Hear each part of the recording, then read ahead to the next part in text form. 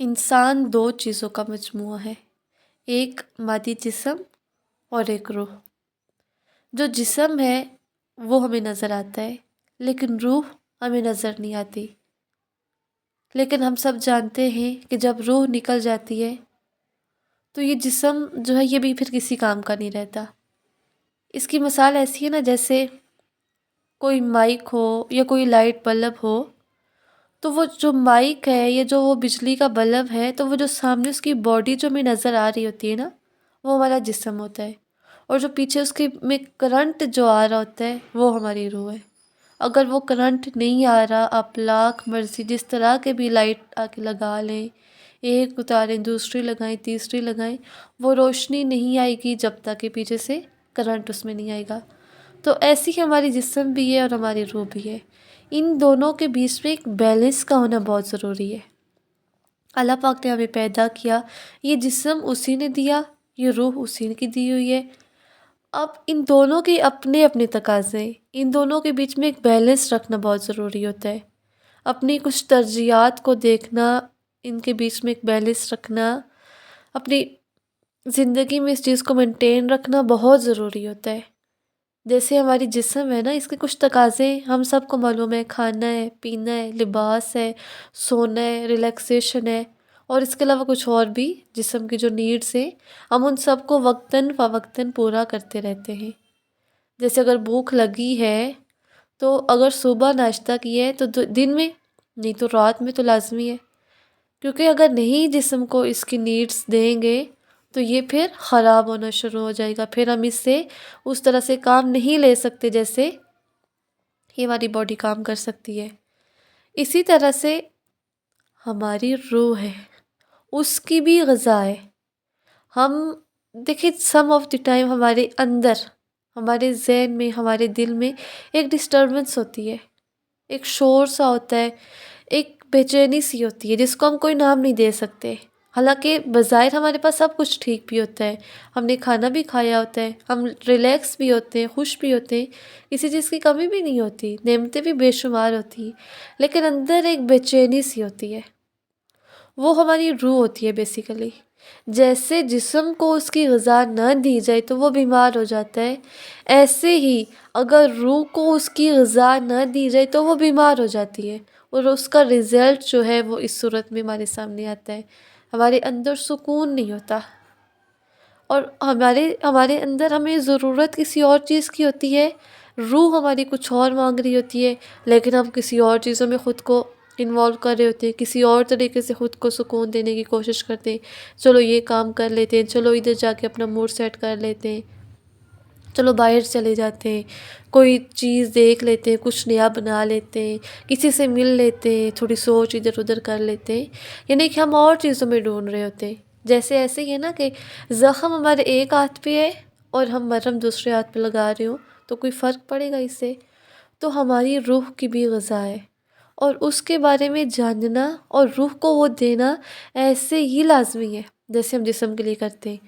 और जो दिल की हमारी ज़रूरतें, जो हमारे ईमान की ज़रूरतें, जो हमारी रूह की ज़रूरतें, तौहीद, ईमान, कुरान, ये जो ज़रूरतें हैं, ये जिस्म की जो ज़रूरतें हैं उनसे बड़ी ज़रूरतें हैं।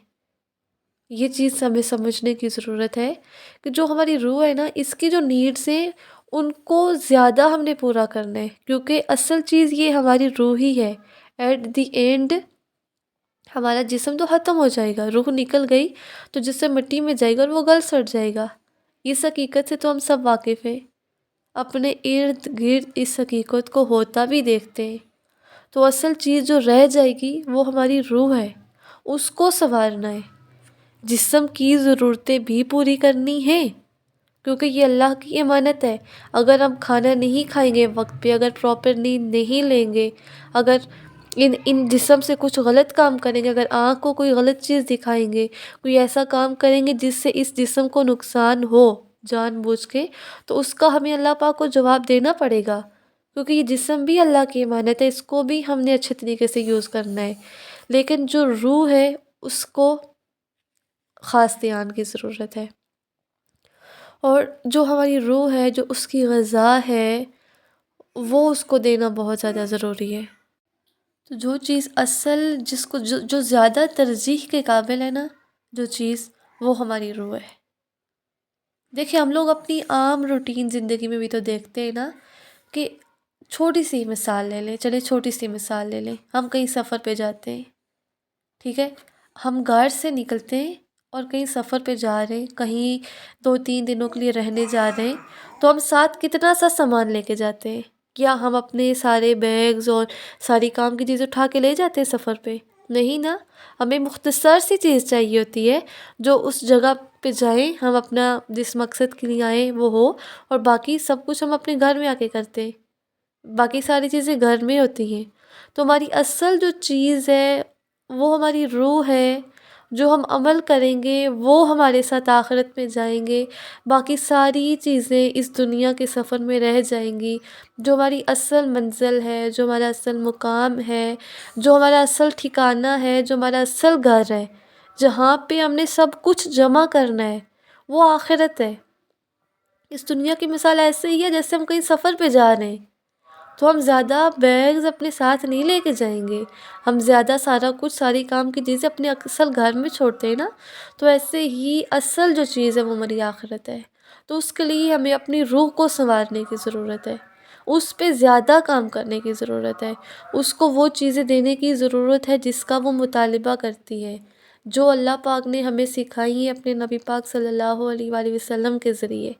تو وہ چیزیں ہم نے اپنی روح کو دینی ہے اور اس پہ ورک کرنا ہے، اس کو کلین کرنے کی ضرورت ہے، اس کو نکھارنے کی، اس کو کھانا دینے کی، اس کو خوبصورت لباس دینے کی ضرورت ہے، اس کو آرام دینے کی ضرورت ہے، اپنے اس چیز پہ ورک کرنے کی ضرورت ہے، کیونکہ ہماری بہت زیادہ پرابلمس بہت زیادہ صرف اس وجہ سے ہوتے ہیں کہ ہمارا اندر سیٹسفائی نہیں ہوتا، ہمارے اندر سم ٹائم ایسی بے چینی سی آ جاتی ہے کہ جو اللہ کے ذکر کے علاوہ کسی چیز سے ختم نہیں ہوگی، لیکن پھر بھی ہم کہیں نہ کہیں اور خود کو لگاتے رہتے ہیں، اور ایٹ دی اینڈ دنیا سے چلے جائیں گے، اور پھر اصل حقیقت کی سمجھ آئے گی۔